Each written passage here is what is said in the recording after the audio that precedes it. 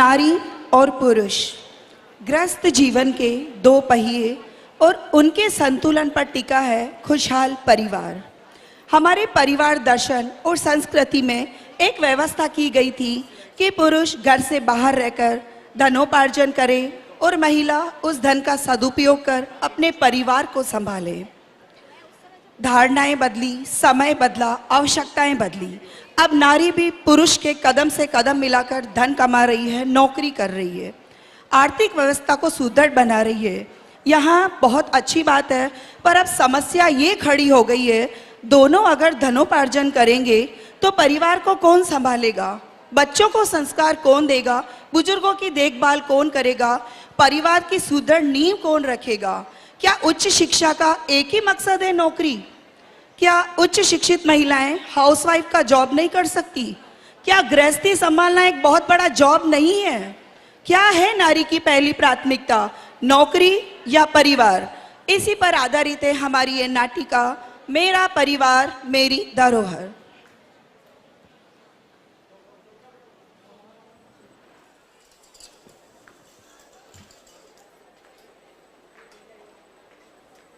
नमस्कार सभी मेरे प्यारे बच्चों, पधारे हुए अतिथिगण एवं अभिभावकों का विद्यालय परिवार की ओर से हार्दिक स्वागत, अभिनंदन। आज हमारे विद्यालय के वार्षिकोत्सव पर ऑलराउंडर स्टूडेंट का अवार्ड दिया जा रहा है और वो है हमारे विद्यालय की अत्यंत ही होनहार बालिका सुश्री मिताली माहेश्वरी। शाबाश बेटा शाबाश। हमें ये बताते हुए बहुत ही खुशी हो रही है कि मिताली न सिर्फ पढ़ाई में बल्कि वाद विवाद, कविता, शतरंज, टेनिस, कैलीग्राफी और रेस में भी कई इनाम जीत चुकी है। एक बार जोरदार तालियां मिताली के लिए। बहुत बहुत बधाई हो मेरी लाडो, मुझे तुम पर गर्व है। थैंक यू माँ। कॉन्ग्रेचुलेशंस मिताली। बेटी की सफलता के लिए बहुत बहुत बधाई हो मनीषा। पहचाना मुझे? अरे शालिनी, तुम! एक अरसा हुआ तुम्हें देखे। कॉलेज के बाद तो तुम ईद का चांद हो गई, तुमसे मिलना ही नहीं हुआ। और तुम्हारा बेटा इस स्कूल में, तो फिर हम आपस में टकराए क्यों नहीं? आश्चर्य है। हाँ मनीषा, मैं वर्किंग वुमन हूँ। इस साल ही मेरा ट्रांसफर इस शहर में हुआ है। पूरा साल बीत गया पर बेटे की पीटीएम में आने का समय ही नहीं मिल पाया मुझे। वो तो आज सुयश ने जीत की, तो खैर चलो अच्छा ही हुआ, इसी बहाने तुमसे मुलाकात हो गई। अब ये बताओ, बेटी की कामयाबी के लिए पार्टी कब दे रही हो? एक ट्रीट तो मेरी भी बनती है ना? हाँ हाँ हाँ, पार्टी तो जरूर दूंगी, पर इसके लिए तुम्हें मेरे घर आना होगा। बोलो, आओगी ना? आऊंगी ना, जरूर आऊंगी। पहले तुम्हारे मोबाइल नंबर दो ताकि तुमसे बात कर सकूं। हाँ ये लो, 9902526099। ओके। वैसे क्या कर रही हो तुम आजकल? तुम तो कॉलेज की ब्रिलियंट स्टूडेंट रही हो। तुम्हारी पोस्टिंग कहाँ है? कहाँ जॉब कर रही हो तुम? अरे नहीं नहीं, शादी के बाद तो कुछ टाइम तक जॉब किया, पर अब बेटी होने के बाद सब कुछ छोड़ दिया। बस अब मिताली और घर की जिम्मेदारियों पर ही ध्यान दे रही हूँ। यही तो मेरी प्राथमिकता है। ओह डियर, ये क्या किया तुमने मनीषा? तुम्हें अपनी नौकरी नहीं छोड़नी चाहिए थी। अरे नहीं आंटी, मम्मी तो मेरी सबसे बड़ी आइडियल है। अगर ये नहीं होती तो मैं ये सब कुछ नहीं कर सकती थी। You are right Mitali.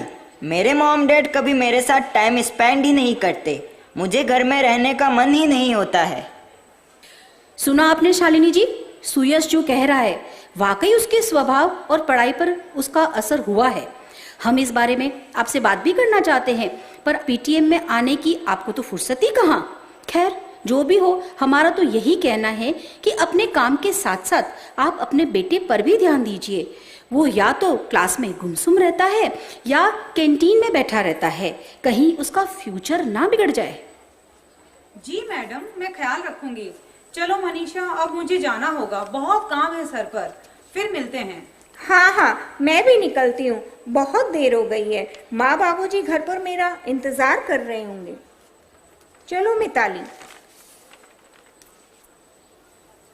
Hello, कैसी हो शालिनी? मैं मनीषा बोल रही हूँ। भूल गई कि याद है तुम्हें? हाँ, कैसे भूल सकती हूँ, मैं अच्छी हूँ। और तुम बताओ, तुम कैसी हो, कैसे याद किया? बस मैं तो ठीक हूँ। अच्छा सुनो, इस रविवार तुम क्या कर रही हो? नहीं, ऐसा कोई विशेष प्लान नहीं कर रखा है मैंने।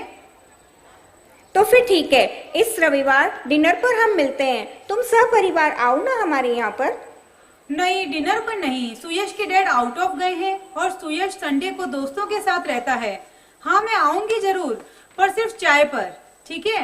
ओके बाबा, तुम आओ तो सही, पर जाने की जल्दी न करना। मुझे तुम्हारा इंतजार रहेगा, बहुत सारी बातें करनी है। हाँ हाँ जरूर। ओके बाय, चलो फिर मिलते हैं चाय पर। ओके। आओ आओ शालिनी, स्वागत है तुम्हारा। घर मिल गया ना आसानी से? हाँ मनीषा, आसानी से मिल गया, गूगल मैप है ना। अरे वाह, तुम्हारा घर तो बहुत सुंदर, साफ सुथरा और सलीके से जमा हुआ है। किससे करवाया इसका इंटीरियर? नहीं, ऐसा कुछ भी नहीं है। थोड़ी खुद की सूझबूझ से और थोड़ा पतिदेव के क्रिएटिव आइडियाज से मदद मिल गई। और देखो, बन गया सपनों का आशियाना। वाओ, इतने सारे मेडल और ट्रॉफीज, ये सब किसने जीते? ओह ये तो मेरी और लाडो की सफलता के इनाम है। मिताली को स्कूल कंपटीशन, खेलकूद और पढ़ाई में अव्वल आने के लिए मेडल मिलते ही रहते हैं। दूसरे, मैं भी समाज सेवा, लेखन, नृत्य कला और संगीत जगत में अपना योगदान देती रहती हूँ। बस ये सब उसी जीत के प्रमाण है। अरे वाह, ये तो बहुत अच्छी बात है। प्रणाम अंकल जी, प्रणाम आंटी जी। अरे रे, हमारी यहाँ बेटियां पाँव नहीं छुआ करती। आओ बेटी, बहुत अच्छा लगा तुम आई।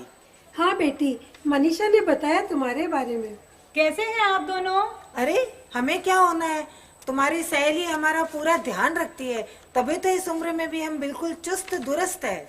हाँ बेटी, मनीषा की सार संभाल के कारण ही हमें शुगर, बीपी, थायराइड की दवा नहीं लेनी पड़ती। इससे हमारी सेहत और खाने पीने का पूरा ख्याल रहता है। भगवान ऐसी बहू सबको दे। देख रही हो ना शालिनी, यही बड़ों का आशीर्वाद और प्यार तो अनमोल है। अच्छा तुम बैठो, बातें करो, मैं चाय और नाश्ता लेकर अब भी आती हूँ। चलो मैं भी चलती हूँ तुम्हारे साथ किचन में हेल्प करवाने। अच्छा चलो।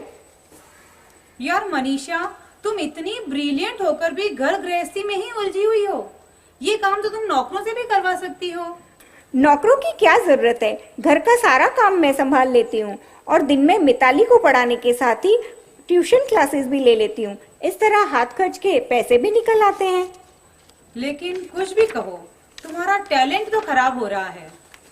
तुम सोच रही होगी मैं पढ़ लिख कर अपना टैलेंट खो रही हूँ, तो तुम ही बताओ, तुम किस तरह से मैनेज करती हो अपनी लाइफ?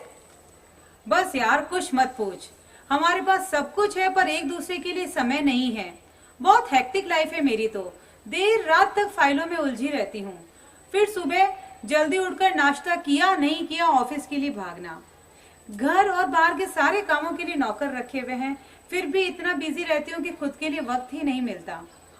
ऑफिस में होती हूँ तो घर की टेंशन कि मेड ने काम ठीक से किया कि नहीं, घर होती हूँ तो ये टेंशन कि ऑफिस का काम कैसे मैनेज करूँ। क्या बताऊँ यार, इसी उधेड़-बुन में कोई काम ठीक से नहीं हो पाता। उस पर घर वालों और बॉस की शिकायतों का अंबार लगा रहता है। बेटे की ट्यूशन मैडम भी उसे ठीक से नहीं पढ़ाती, हर बार सिर्फ पासिंग मार्क्स ही लाता है। यहाँ तक कि पतिदेव से बात करने का समय भी रविवार को ही मिल पाता है। बस यही फंडा है मेरी लाइफ का। पर तू ही बता, इतनी अच्छी नौकरी और बढ़िया वेतन मिले तो समझौता तो करना ही पड़ता है ना। सचमुच बहुत कठिन है दोहरी जिम्मेदारियों को निभाना, पर अब जो मैं कहूँ उसे ठंडे दिमाग से सुनना और समझना। ये अनुभव की बात है शालिनी। देखो, बुरा मत मानना, मैं अपनी बेटी की शिक्षिका हूँ तो सास ससुर की नर्स भी, अपने पतिदेव की अच्छी सलाहकार हूँ तो घर की बैंक बैलेंस भी। आज मेरे परिवार वाले मुझसे और मेरे काम से संतुष्ट हैं। सबकी सेहत का ख्याल रखना, बच्चों को अच्छी परवरिश और संस्कार देना, बड़ों की देखभाल और उनसे मिल रहा ये स्नेहाशीष क्या किसी संपत्ति से कम है? तुम ही कहो। हाँ, ये तो तुम ठीक कह रही हो मनीषा, स्नेहाशीष तो किसी भी भौतिक संपत्ति से अतुलनीय है। मेरी बात मानो शालिनी, अब भी देर नहीं हुई है। अपनी गृहस्थी को इस तरह संभालो कि तुम तनाव मुक्त होकर एक खुशहाल जिंदगी जी सको। अरे भाई, तुम दोनों सखियों की बात में आज हमें चाय मिलेगी या नहीं? देखो, चाय उबल उबल कर काढ़ा हुए जा रही है। अरे नहीं माँ, आप सब लोग बैठिए, मैं अब भी चाय और गर्मा गर्म पकोड़े लेकर आती हूँ।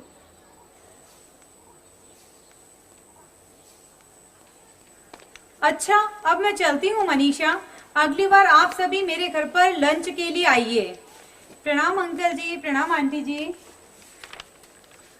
तुमने मेरी आंखें खोल दी मनीषा। मैं जल्द ही अपने काम को इस तरह मैनेज करूंगी कि परिवार के लिए उचित समय निकाल सकूं। परिवार खुश और सेहतमंद है तो सब अच्छा है, वरना ये पैसा किस काम का। मुस्कुराहट का कोई मोल नहीं होता, रिश्तों का कोई तोल नहीं होता। गुजार लेंगे जिंदगी सीमित हदों में, क्योंकि पैसा परिवार की तरह अनमोल नहीं होता।